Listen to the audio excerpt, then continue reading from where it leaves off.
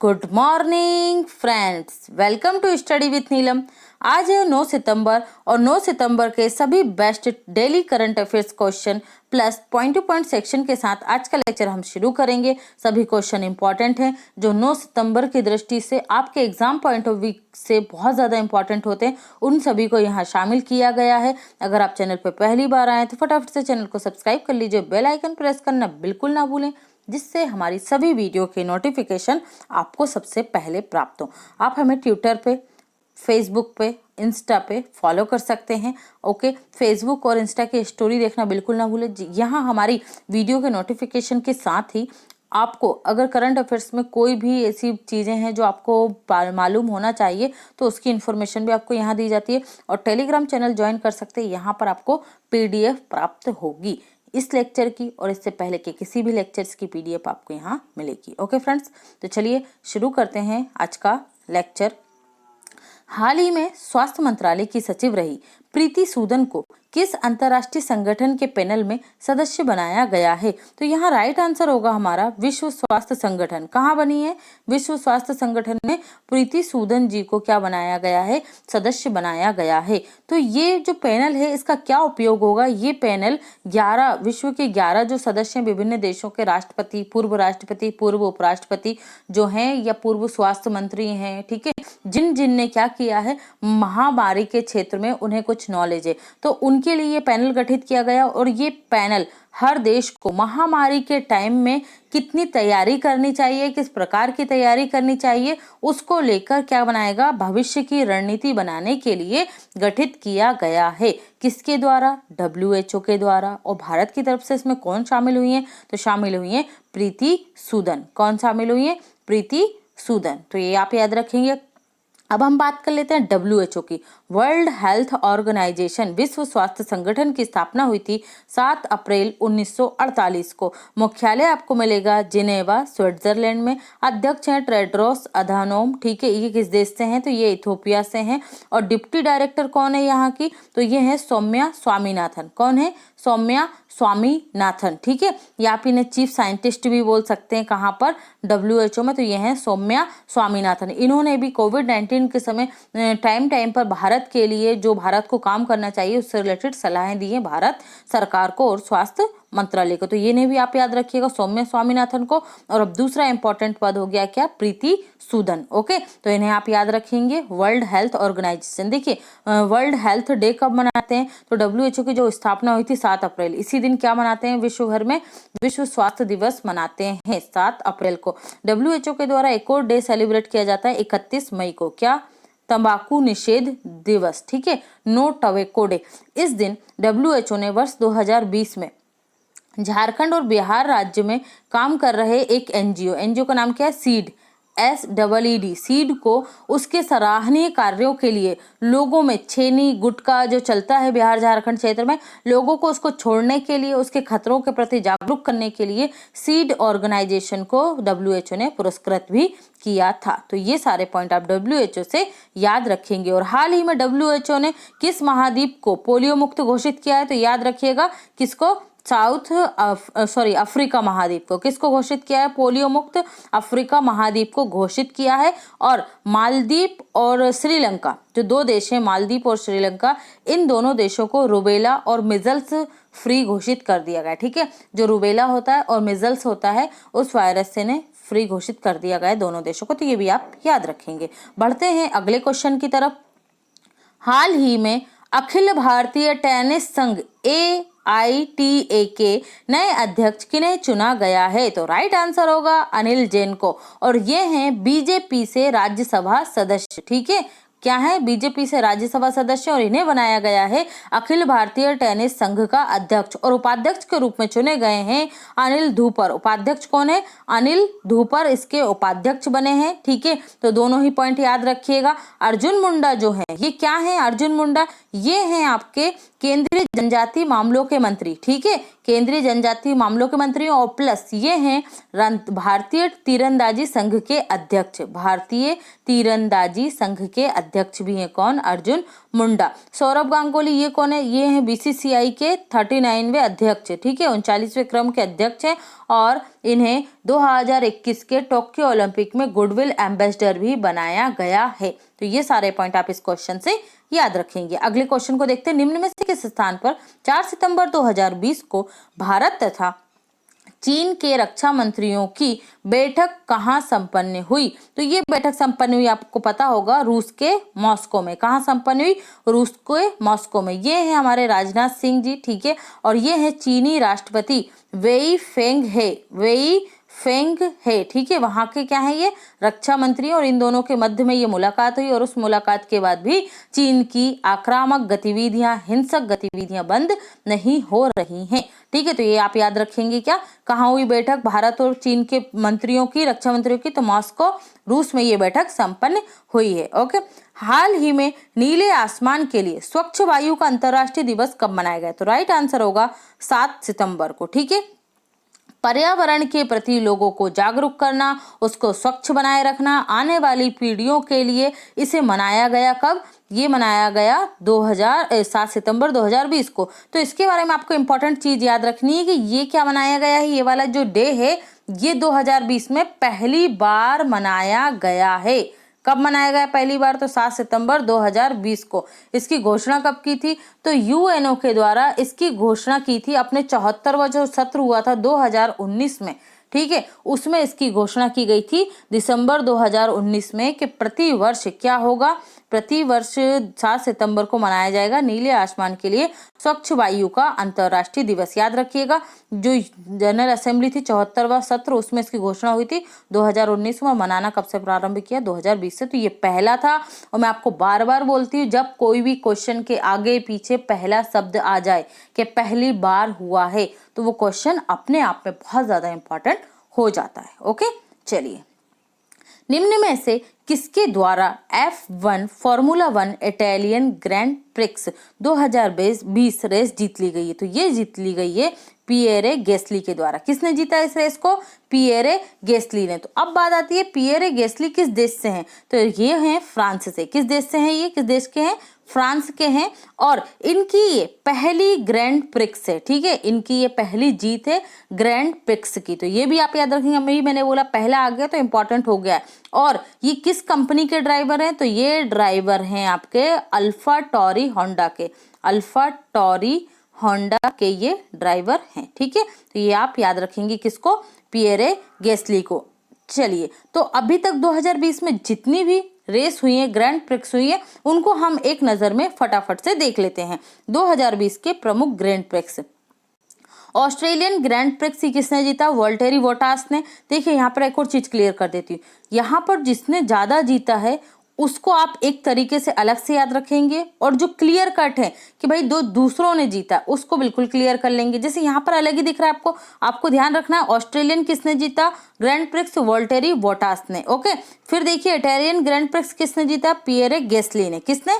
Pierre गेस्ली ने। Formula 1 70th anniversary grand prix किसने जीता? तो मैक्स वेस्टरअप्पन ने। किसने?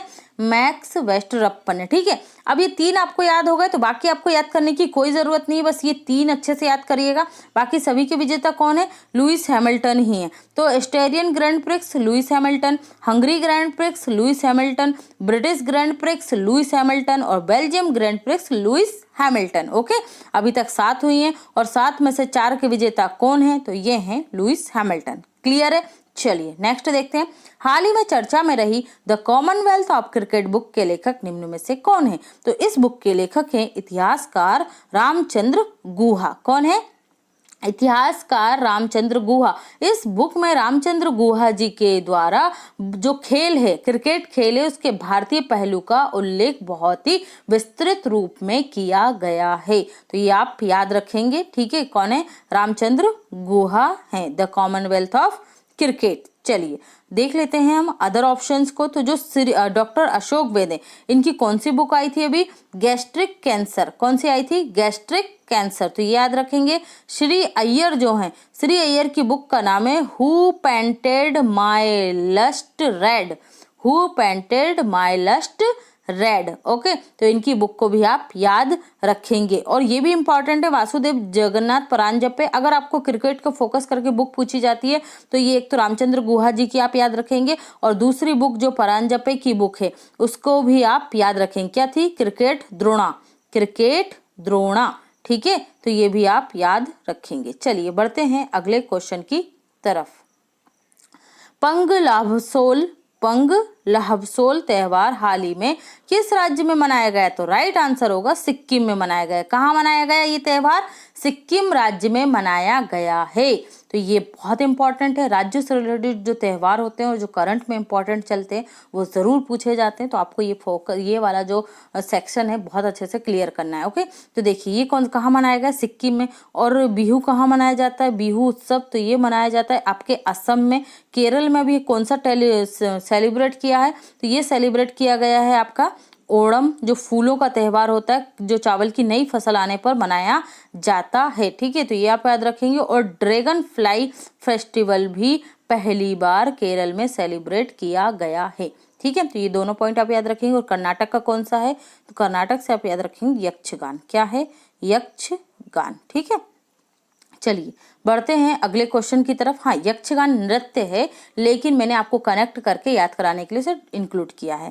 हाल ही में सऊदी अरब के बाद निम्न में से किस देश ने यूएई के लिए अपने एरोस्पेस उड़ान भरने की अनुमति दे दी है? देखिए क्या मतलब होता है इसका, ये हम देख लेते हैं। यहाँ का राइट आंसर होगा बहरीन। पहले सऊदी अरब ने दी, फिर बहरीन ने दी।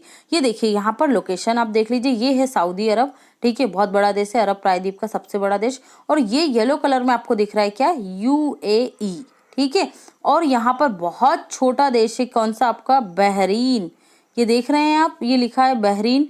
ठीक है, तो ये बहुत छोटा देश है। और इसके नीचे ही कौन सा देश है? कतर है। ठीक है, तो देखिए अब क्या किया गया है, पहले अनुमति दी थी यूएई को, किसने? सऊदी अरेबिया ने। अब यहाँ से कोई फ्रांस से या इजराइल से, ठीक है, इजराइल और यूएई की मध्य भी समझौता हुआ है। अगर इजराइल से कोई उड़ान, कोई एरोप्लेन आना होता है तो वो कब जल्दी पहुंचेगा? जब वो सऊदी अरब के आसमान का उपयोग करेगा। तो पहले ये अनुमति नहीं थी, लेकिन हाल ही में क्या करा? सऊदी अरब ने अपने जो क्षेत्र है, अपना जो आसमानी क्षेत्र है, उसकी अनुमति दे दी है कि कहीं की भी उड़ानें, राष्ट्रीय अंतर्राष्ट्रीय उड़ानें क्या हो सकती है? सऊदी अरब के आसमान का उपयोग कर सकती है। किसके लिए? यूएई के लिए। और सऊदी अरब के बाद किसने? बहरीन। जो ये बहरीन है, इसने भी अनुमति दे दी है। किसके लिए? कि भाई आप हमारे एरोस्पेस एरिया का भी उपयोग कर सकते हैं अपने यहाँ पर एरोप्लेन जो यातायात है, ठीक है, उसको करने के लिए, कंटिन्यू करने के लिए। तो दोनों को याद रखना, सऊदी अरब और क्या है? बहरीन। ठीक है, अब यहाँ पर हम देख लेते हैं लोकेशन। जो बहरीन है, ठीक है, ये क्या है? अरब सागर की रानी कहा जाता है। क्या कहा जाता है? अरब सागर की रानी। जैसे हिंद महासागर की रानी श्रीलंका कहेंगे, तो क्यों कहा जा रहा है? भाई देखिए इनकी लोकेशन, आप ये अरब सागर है और ये छोटे छोटे द्वीप है ना, ये उस क्षेत्र में स्थित है, इसलिए इनकी लोकेशन की वजह से इन्हें ये उपनाम दिए जाते हैं। तो याद रखिए, अरब सागर की रानी बहरीन को कहा जाता है। बहरीन के पड़ोसी अगर राज्य हम देश देखेंगे तो यहाँ से है आपका ईरान, ठीक है, ये है आपका इराक, ठीक है, ये है आपका कुवैत, सऊदी अरब, और ये कतर और यूएई, ठीक है, और ये ओमान का भी कुछ क्षेत्र यहाँ लगता है। तो इस तरीके से जब आपको एक देश देखे तो उसके आसपास के सारे देश देखा कीजिए, जिससे आपकी ज्योग्राफी बहुत बेस्ट हो जाएगी और मैपिंग आपको करने में मजा आने लगेगा। क्लियर? चलिए तो हम पढ़ लेते हैं बहरीन के बारे में। बहरीन की कैपिटल क्या है? मनामा। राजा कौन है यहाँ के? हमद बिन ईसा अल खलीफा। यहाँ पर राजा होते हैं और उसके बाद यहाँ के प्रधानमंत्री भी होते हैं। जैसे हमारे यहाँ राष्ट्रपति होता है, तो सभी देशों में राष्ट्रपति, मतलब कुछ देशों में राष्ट्रपति की जगह क्या होता है? अभी भी वंशानुकृत राजा का पद पाया जाता है। ठीक है, जैसे आपका जापान में भी राजा के पद पाया जाता है, नोरोहितो वहाँ के जापान है। ब्रिटेन में देख लीजिए आप, यूके में जो महारानी है एलिजाबेथ द्वितीय, वो भी वहाँ की महारानी, वहाँ राष्ट्रपति पद नहीं है। ठीक है, इसी तरीके से यहाँ भी नहीं होता है। मुद्रा क्या है? बहरीन दिनार। प्रधानमंत्री हैं खलीफा बिन सलमान अल खलीफा, बहरीन के प्रधानमंत्री। ठीक है, बहरीन की यात्रा करने वाले देश के पहले प्रधानमंत्री कौन है? तो ये हैं पीएम नरेंद्र मोदी है। और इन्होंने पहली बार यात्रा की थी जब बहरीन की, तो इन्हें कौन सा सम्मान दिया गया था? किंग हमद ऑर्डर ऑफ रेनाई। किंग हमद ऑर्डर ऑफ रेनाई अवार्ड किसको दिया गया था? तो ये दिया गया था प्रधानमंत्री मोदी जी को। निम्न में से किसके द्वारा ऑनलाइन पोर्टल स्मार्ट मूल्यांकन report recording online window launch किया गया है? तो ये लॉन्च किया गया है जम्मू कश्मीर सरकार के द्वारा। किसने लॉन्च किया है? जम्मू कश्मीर सरकार ने लॉन्च किया है। क्यों किया गया है? तो इसको लॉन्च किया गया है सरकारी कामकाज में पारदर्शिता लाने के लिए। जो सरकारी कामकाज है उसको सुचारू रूप से चलाना, पारदर्शी चलाना, तो ये कार्यक्रम लाया है। इससे आप क्या देख सकते हो? स्पैरो भी बोल सकते हो, SPARRO।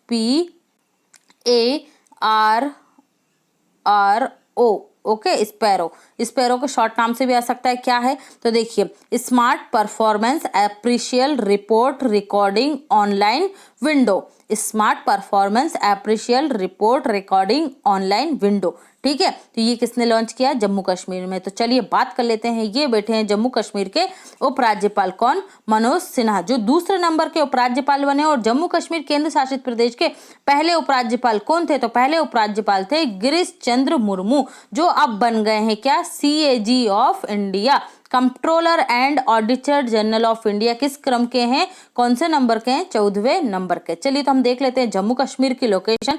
ये रहा आपका क्या? जम्मू कश्मीर। और ये कौन सा क्षेत्र है? लद्दाख का क्षेत्र है। ठीक है, राज्यपाल कौन है? मनोज सिन्हा है। कश्मीरी केसर को हाल ही में क्या मिला है? GI टैग दिया गया है। और कश्मीरी केसर के उत्पादन को ऑनलाइन बनाने के लिए, मतलब इसका क्या हो, बिक्री के लिए कौन सा ऐप लॉन्च किया गया है?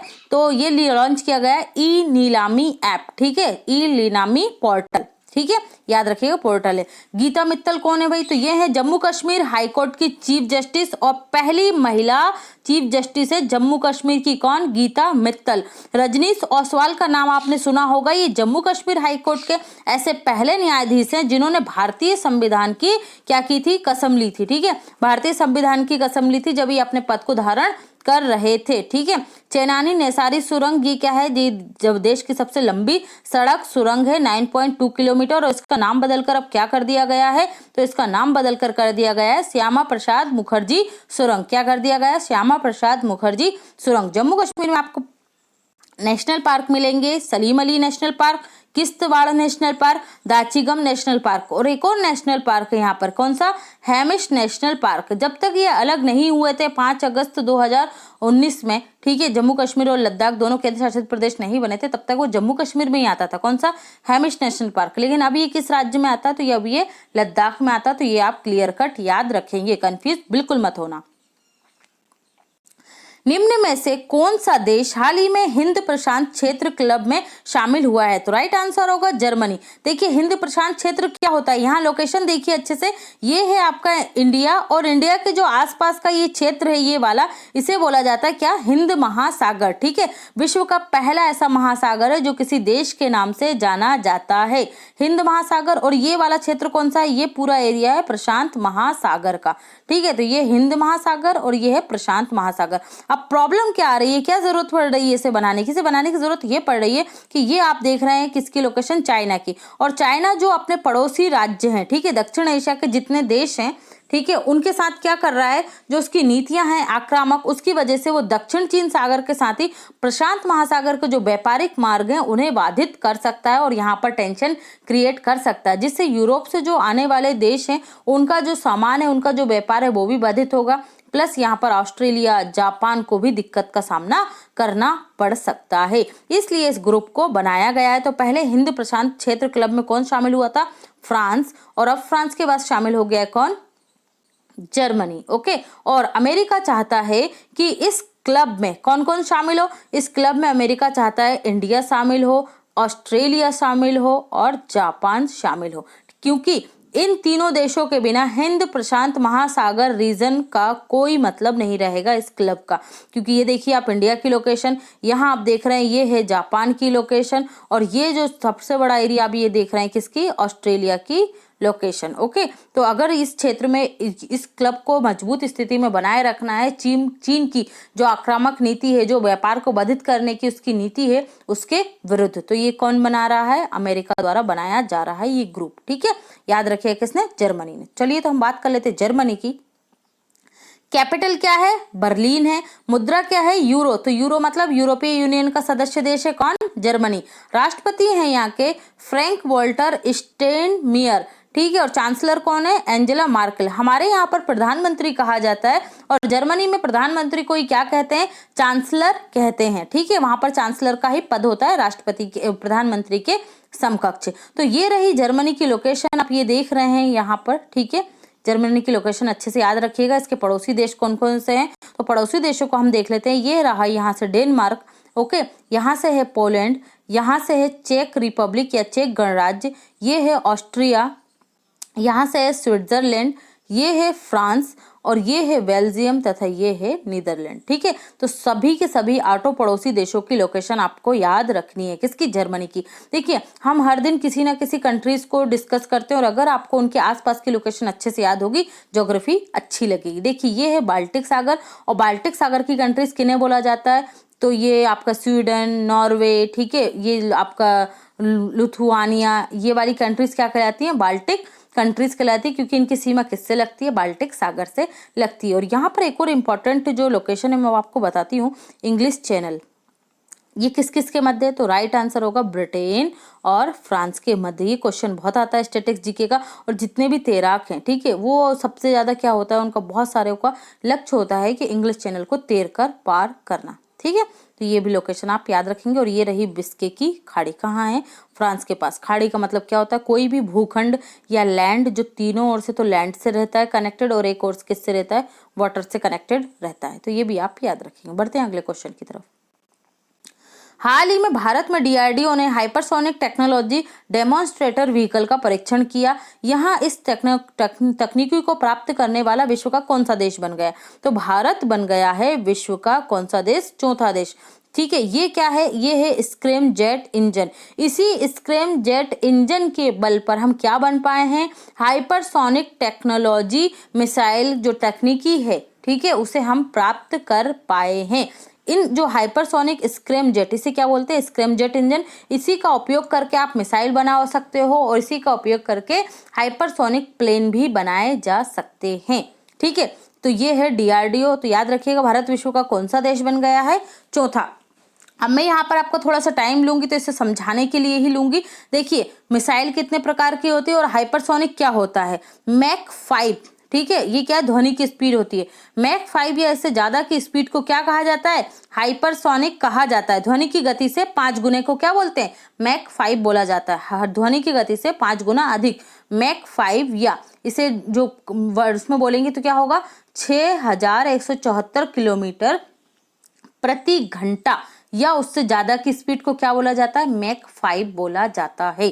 ठीक है, तो इससे ज्यादा की जो स्पीड हम प्राप्त करते हैं 6174 किलोमीटर प्रति घंटे की ज्यादा से स्पीड को, तो उसे क्या कहा जाएगा? हाइपरसोनिक स्पीड कहा जाएगा। या हाइपरसोनिक मिसाइल, हाइपरसोनिक विमान इसीलिए कहा जाता है क्योंकि इंजन की स्पीड क्या होती है? इससे ज्यादा होती है। भारत में जो है, भारत में HSTDV hypersonic technology demonstrated vehicle, इसी का फुल फॉर्म है।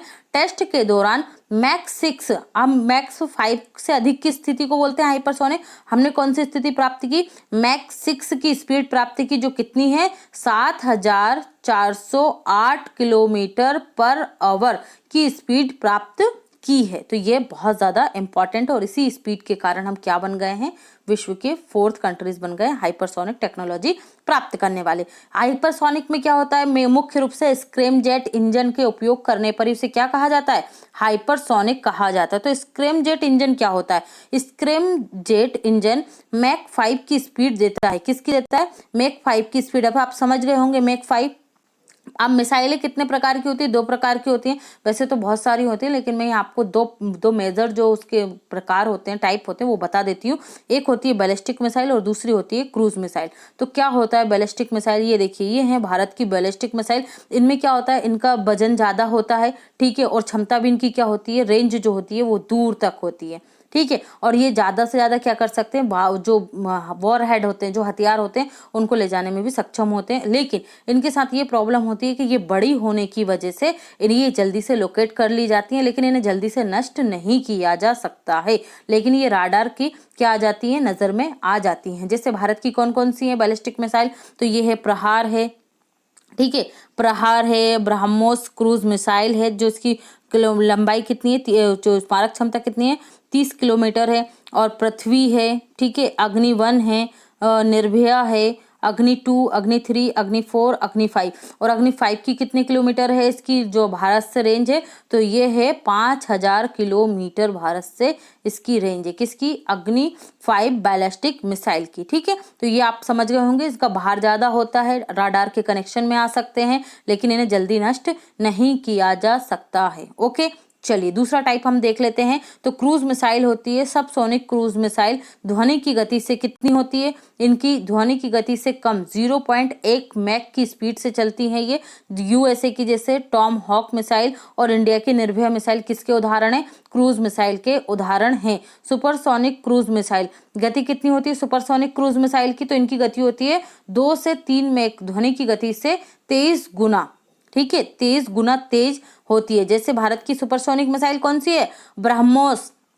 भारत और रूस ने मिलकर इसे डेवलप किया है, किसे, ब्रह्मोस मिसाइल को, और इसे ही क्या बोलते हैं, सुपरसोनिक क्रूज मिसाइल बोला जाता है। हाइपरसोनिक क्रूज मिसाइल की स्पीड कितनी होगी, तो इसकी स्पीड होगी मैक 5-6 से अधिक, और यही स्पीड हमने प्राप्त कर ली है। और स्पीड किससे देखेंगे आप, स्पीड देखेंगे आप इंजन से। तो किस इंजन को निर्माण कर लिया है भारत ने, स्क्रैमजेट इंजन का निर्माण कर लिया है। देखिए अभी क्या है, अमेरिका के पास है टॉम हॉक मिसाइल, ठीक है, जिसे वो बोलते हैं कि भाई उनके पास है क्या, हाइपरसोनिक टेक्निक। लेकिन रूस ने भी इसका दावा किया जिसे अमेरिका नहीं मानता है। और रूस की मिसाइल का नाम क्या है, हाइपरसोनिक मिसाइल का मैं बहुत बार बताती हूँ आपको, अवनगार्ड मिसाइल, ठीक है, जिससे उसने अपनी सेना में शामिल किया है। कौन सी, अवनगार्ड, क्योंकि अमेरिका बोलता है कि रूस ने इसके परीक्षण जो किया उसके कोई सबूत नहीं है, इसलिए वो नहीं मानता कि रूस भी क्या है, उसके पास हाइपरसोनिक मिसाइल है। लेकिन आप याद रखिए अवनगार्ड मिसाइल को रूस ने क्या करके रखा, अपनी सेना में शामिल किया, और ये विश्व का पहला ऐसा देश है जिसने हाइपरसोनिक मिसाइल को अपनी सेना में शामिल किया है। आई होप अब आपको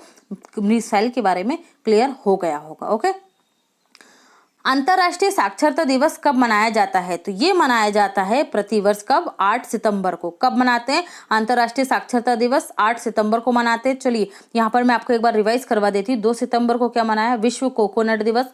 5 सितंबर को हमने 2 डे मनाया, नेशनल टीचर्स डे, ओके, और हमने एक और मनाया अंतर्राष्ट्रीय इंटरनेशनल चैरिटी डे, ठीक है। तो ये दोनों आप याद रखेंगे। 5 सितंबर को, 7 सितंबर को क्या मनाया गया, तो 7 सितंबर को मनाया गया था नीले आसमान में स्वच्छ वायु का दिवस, ठीक है। और 8 सितंबर को क्या मनाया, तो 8 सितंबर को मनाया अंतर्राष्ट्रीय साक्षरता दिवस, जिसकी 2020 में थीम क्या है, थीम इंपॉर्टेंट है, याद रखिएगा, साक्षरता, शिक्षण और कोविड-19 संकट में और उससे परे सीखना, ठीक है। ये क्या है, इसकी 2020 की थीम है। अब हम कंप्लीट कर लेते हैं फटाफट point to point section. Vodafone idea ने अपना नाम बदलकर वीआई कर लिया है। तो वीआई का मतलब क्या है, वी का मतलब है वोडा, आई का मतलब है आइडिया, ठीक है। अब इनका शॉर्ट नाम क्या होगा, वीआई कंपनी, ठीक है। और वीआई कंपनी के एमडी सीईओ कौन है, तो ये है रविंद्र टक्कर। कौन है, रविंद्र टक्कर। Society of Indian automobile manufacturing के अध्यक्ष केनिची आयोकाबा बने हैं। और विपिन सोंधी जो अशोक लीलैंड के वो हैं, क्या उस अध्यक्ष ने क्या बनाया गया, इसका उपाध्यक्ष बनाया गया है। तो दोनों को याद रखेंगे। आरसी भार्गव कौन है, मारुति सुजुकी के इंडिया में चेयरमैन है, कौन, आरसी भार्गव। प्रदीप कुमार जोशी यूपीएससी के अध्यक्ष बने हैं। मनोज कुमार सिन्हा जम्मू कश्मीर के उपराज्यपाल बने हैं। सत्यपाल मलिक मेघालय के राज्यपाल बने हैं। Dilip Oman steel authority of India के अध्यक्ष बने। सभी अपॉइंटमेंट बहुत ज्यादा इंपॉर्टेंट है, याद रखिएगा। स्वामी केशवानंद भारती का एडनीर मठ केरल के प्रमुख है। इन्हें संविधान का क्या कहा जाता है, रक्षक कहा जाता है। 6 सितंबर 2020 को इनका निधन हो गया है, ठीक है। इनके बारे में डिटेल में मैंने आपको 8 सितंबर की वीडियो में बताया, जिन स्टूडेंट ने नहीं देखा है वो देख सकते हैं, करंट अफेयर्स वाला। Federation of automobile dealer association, federation of automobiles dealer association के अध्यक्ष कौन बने, विंकेश गुलाटी बने। कौन बने हैं अध्यक्ष, विंकेश गुलाटी बने हैं।